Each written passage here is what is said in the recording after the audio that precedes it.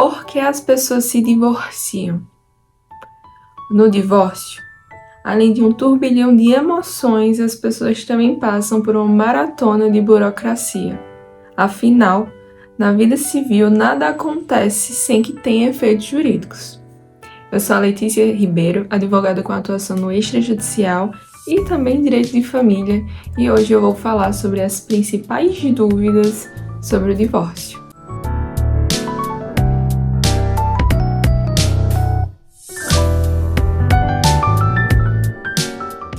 Antes de falarmos das principais dúvidas, já deixa seu like, se inscreve no canal, ativa as notificações, porque toda semana eu vou estar deixando aqui algumas dicas jurídicas que podem ser úteis para a sua vida ou para a vida de alguém que você conhece. Eu aposto que você conhece alguém que está passando por um procedimento de divórcio ou que já se divorciou. Felizmente, isso é muito comum. Claro que ninguém se casa pensando em se divorciar, mas situações como infidelidade, questões financeiras, violência doméstica, falta de contato físico ou emocional podem acarretar as pessoas para um divórcio. E quando envolve menores ou filhos, isso tende a se tornar um pouquinho mais difícil. Quando vai passar por questões como guarda, visitação, pensão alimentícia, então tudo tem que ser feito com bastante cautela e humanidade também. Afinal, ali não é apenas um casal se separando, mas é uma família deixando de existir.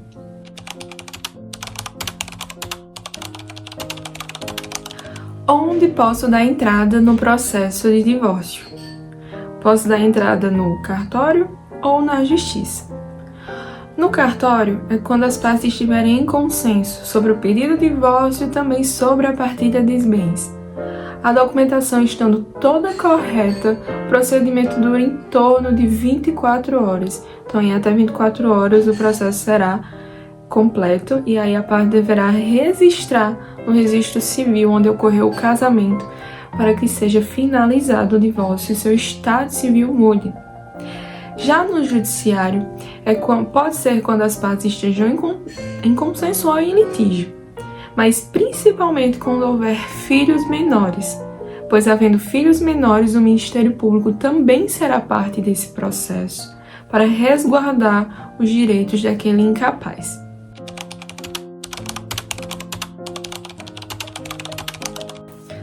Existe tempo mínimo para pedir o divórcio? Não existe tempo mínimo. Essa pergunta ainda é muito comum porque antes de 2010 se exigia que para o divórcio as partes elas passassem pelo menos 2 anos separadas. Contudo, depois de 2010 houve uma emenda constitucional e atualmente não é mais preciso nenhum tempo mínimo para que aconteça o divórcio. Então você pode se casar hoje e se divorciar amanhã, isso não é impeditivo legal.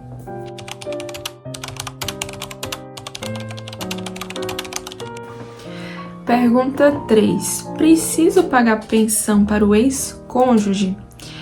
Essa pergunta aí é muito comum e algumas pessoas acham ela injusta, mas a resposta é depende. Depende da capacidade de quem vai dar essa pensão e da situação, da necessidade de quem pede.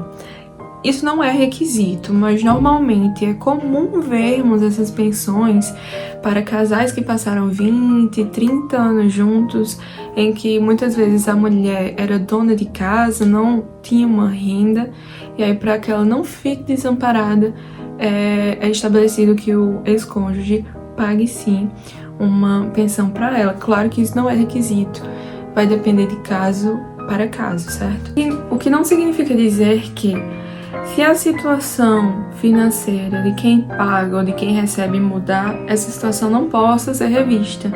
Para isso existe a ação revisional, que vai servir justamente para, se a situação financeira de uma das partes mudar, isso possa ser revisto e não venha prejudicar aquela pessoa, tá certo?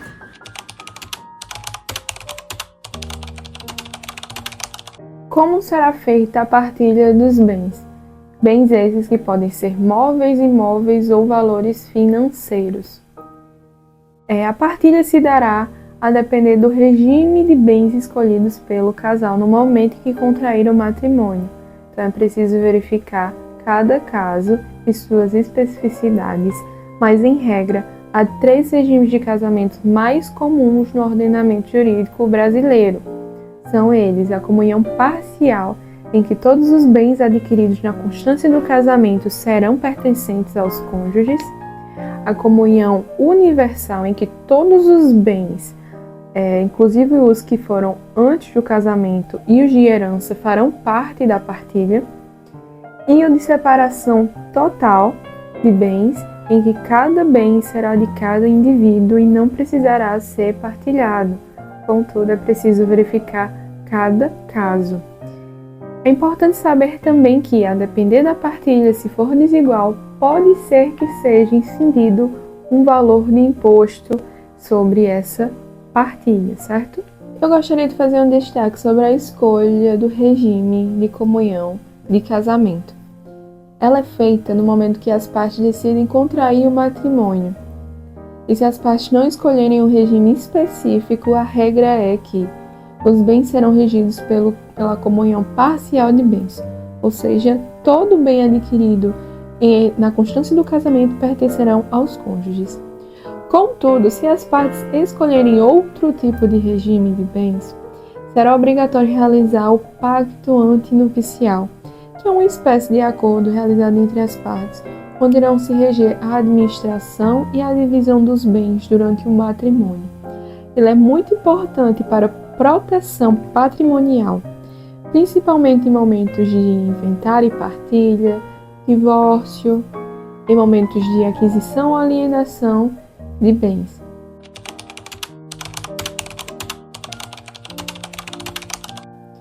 Preciso mudar meu nome após o divórcio? Precisar, você não precisa.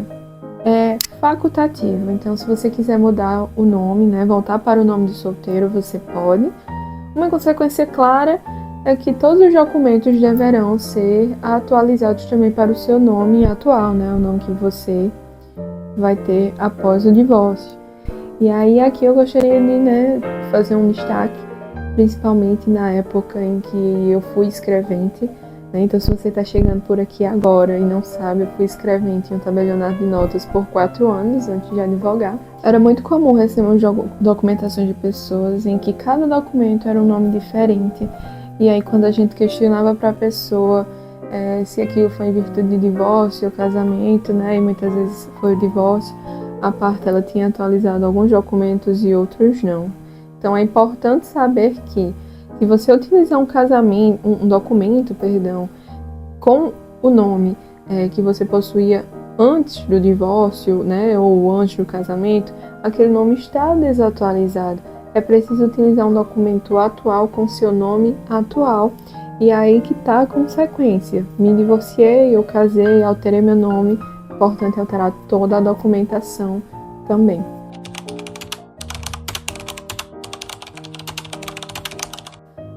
Posso voltar atrás depois de me divorciar? Poder voltar atrás você pode. Revogar o divórcio não pode. O divórcio ele não pode ser revogado, não pode ser cancelado. Uma vez realizado, se resistir é preciso contrair novo matrimônio. Sobre a diferença de separação e divórcio e sobre o valor do divórcio. E eu vou explicar para vocês porque eu escolhi responder elas de forma conjunta. Primeiro, a diferença de separação e divórcio. Separação é quando as partes elas deixam de conviver juntas, mas ali não se consagra o divórcio. No papel e nas propriedades, as partes ainda estão casadas. O divórcio é quando de fato acontece todo o procedimento ou o processo para o divórcio e isso é registrado. E acontece a partilha dos bens, se houver. E aqui é muito importante porque eu tenho certeza que tem gente nessa situação. Então, se você está separado, não convive mais com o seu ex-cônjuge com um certo tempo, mas não realizou o divórcio, no papel vocês ainda são casados e é preciso regulamentar essa situação. Quanto ao valor de divórcio, ele vai depender se as partes elas possuem bens ou não. Então, em regra, divórcios que possuem bens a partilhar, eles vão ser um pouquinho mais onerosos. E aqui eu quero deixar destacado também que o advogado no divórcio é obrigatório, não é facultativo, tá certo? O que acontece muitas vezes é que, não só por esse motivo, mas é mais comum que, como o divórcio com bens a partilhar costuma ser um pouquinho mais oneroso, as partes deixam para fazer essa partilha eventualmente depois. Então, é possível me divorciar tendo bens a partilhar e não partilhá-los naquele momento? Sim, é possível. Contudo, é importante destacar que divórcios realizados sem a partilha, essa partilha ela vai ter um prazo máximo para ser realizado de 10 anos.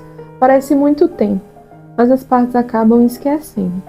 E uma vez que essa partilha se passa 10 anos, ela não pode mais ser realizada e as partes entram numa situação que a gente chama de mancomunhão. E aí pode trazer alguns efeitos jurídicos que podem ser uma dor de cabeça para as partes.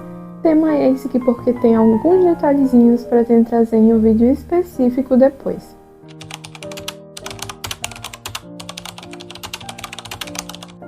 O divórcio é uma instituição que traz muitas dúvidas, mas a última pergunta de hoje é sobre a guarda dos filhos e como ela funciona. Como a gente já mencionou, no processo de divórcio, muitas questões são tratadas.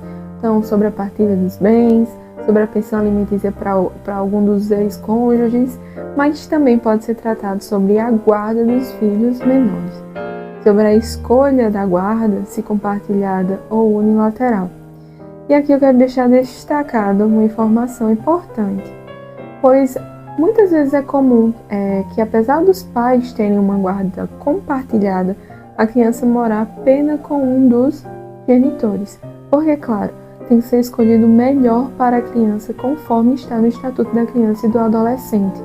Mas isso não tira a responsabilidade civil dos genitores de tomarem decisões em conjunto sobre o menor incapaz, e isso deve ser feito com boa comunicação sempre.